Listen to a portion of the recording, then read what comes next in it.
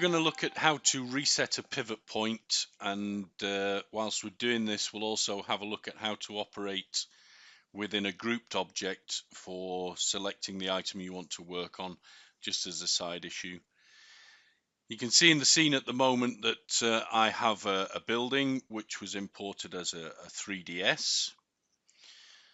No textures, and in particular what I want to really look at is the door itself. So at this moment in time, if I click on the object, I select the whole object. What I would like to be able to do, bearing in mind none of the components are named correctly, is I would like to select the door on its own. So I'm going to press Control on the keyboard and click on the door. So you can see here in the front view that the door is selected. And you can see that here it's telling me that something is selected within the group. So I'm going to scroll down to find out where it is. There we are, object 39. So I'm going to click on the name again and just rename it. Also associated with the door is the door handle. So I'm going to press Control and click again to select the door handle, click on the name, and I'm going to change it to door handle.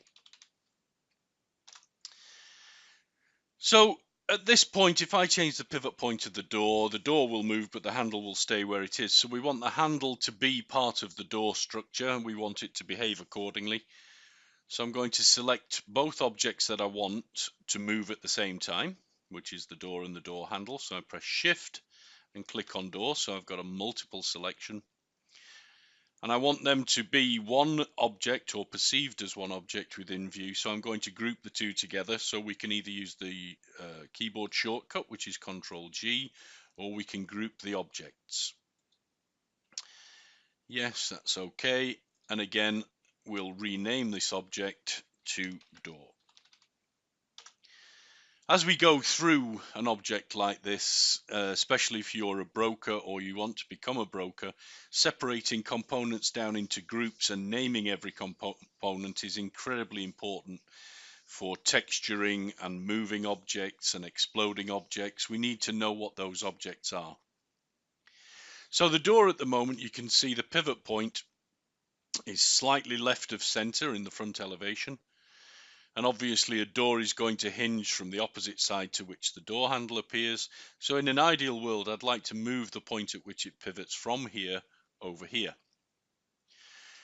So if we go up to the Object tab,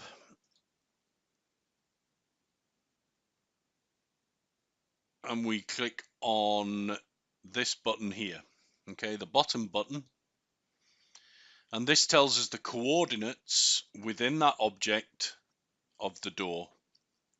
I want to be able to change that pivot point, so I'm going to click on these two buttons. The top one allows us to see the pivot point, i.e. the green, and the bottom one allows us to move the pivot point. So you'll notice as the cursor approaches over the object, at the moment if I try and move anything, the whole door will move. We have to ensure that the cursor has changed to the little four-way arrow. It slightly simplifies, and we can move that now over to here. In this particular object, where the pivot is located in the Z-axis, it doesn't matter. The other thing we need to know about is where the pivot point is in side elevation. Now at the moment we can't see the door, we can see the overall depth, but that includes the handles.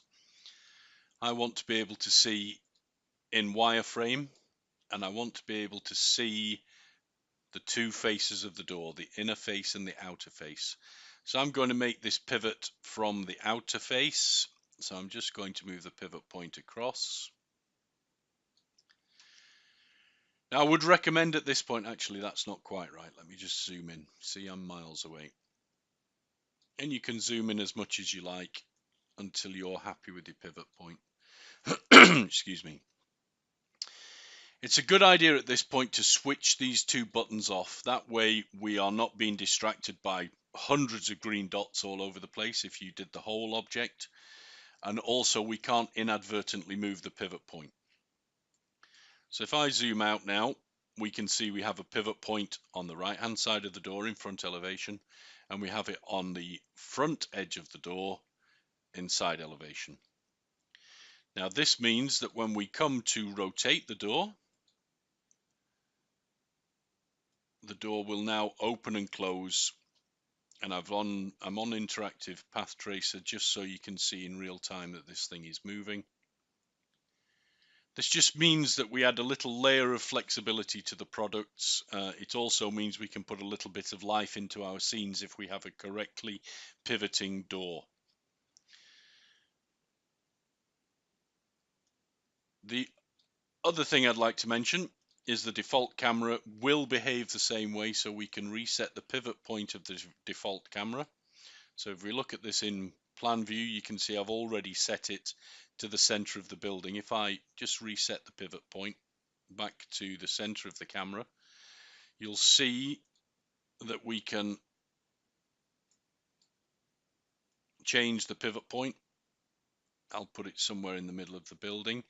What this enables is that when the camera rotates, we can now rotate around the building quite nicely. So if you wanted to do an animation of the camera flying around the building, that would be the way to go, I think. I hope you found this useful. Please keep checking out YouTube for regular updates on Eon software tips and tricks. Hope to see you again soon. Take care. Bye-bye.